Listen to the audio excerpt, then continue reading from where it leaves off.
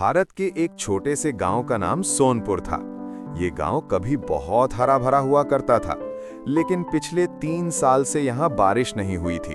सूरज आग उगलता था, धरती में बड़ी बड़ी दरारें पड़ चुकी थीं, खेत सूख चुके थे, कुएं खाली थे और लोगों के चेहरों पर मुस्कान की जगह चिंता थी। हर रोज गांव में बस एक ही बात होती थी, अब तो भगवान ही मालिक है। इसी गांव में एक गरीब किसान रहता था। उसका नाम रामू था। रामू मेहनती था, ईमानदार था, लेकिन किस्मत उसका साथ नहीं दे रही थी। उसके पास एक छोटी सी झोपड़ी थी, बूढ़ी माँ थी, पत्नी सीता थी और 2 छोटे छोटे बच्चे थे। खेत में फसल नहीं हो रही थी, कर्ज बढ़ता जा रहा था। एक दिन शाम को सीता ने रोते हुए कहा, अब घर में अनाज खत्म हो गया है, बच्चों को क्या खिलाएंगे? रामू चुपचाप बैठा रहा।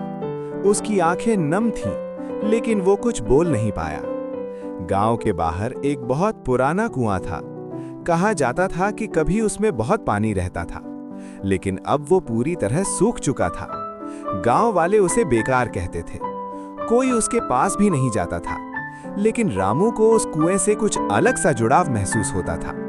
वो रोज वहां जाकर बैठता, मानो कुआं उससे कुछ कहना चाहता हो। एक रात रामू ने सपना देखा।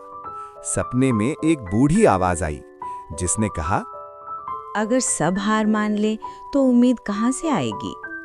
रामू की नींद खुल गई। उसका दिल तेज तेज धड़क रहा था। उसी पल उसने तय कर लिया कि वो उस पुराने कुएं को फिर से खोदेगा।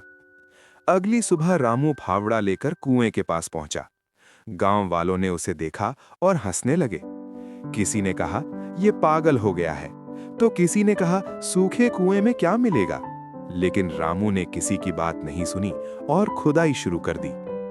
दिन बीतता गया, रात आती गई। रामू अकेला खुदाई करता रहा। उसके हाथों में छाले पड़ गए, शरीर थक गया, लेकिन उसने हार नहीं मानी। कई बार लगा अब और नहीं हो पाएगा, लेकिन फिर बच्चों का चेहरा याद आ जाता और वो फिर से फावड़ा उठा लेता। उसकी बूढ़ी माँ वहां आई। उसके हाथ में सूखी रोटी थी। माँ ने कहा, बेटा, अगर तेरा मन कहता है तो भगवान तेरे साथ है। ये सुनकर रामू की आंखों से आंसू बह निकले। हफ्तों की मेहनत के बाद एक सुबह अचानक फावड़ा किसी सख्त चीज से टकराया। रामू ने और जोर से खोदना शुरू किया। तभी अचानक ठंडा पानी फूट पड़ा।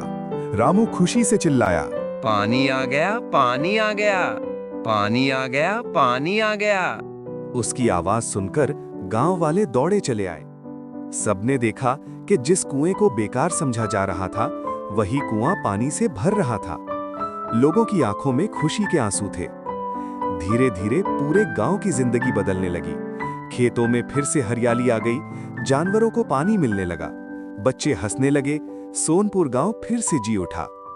गांव के सरपंच ने सबके सामने कहा, रामू ने हमें सिखाया है कि उम्मीद कभी नहीं छोड़नी चाहिए। अगर वो हार मान लेता तो आज ये चमत्कार नहीं होता।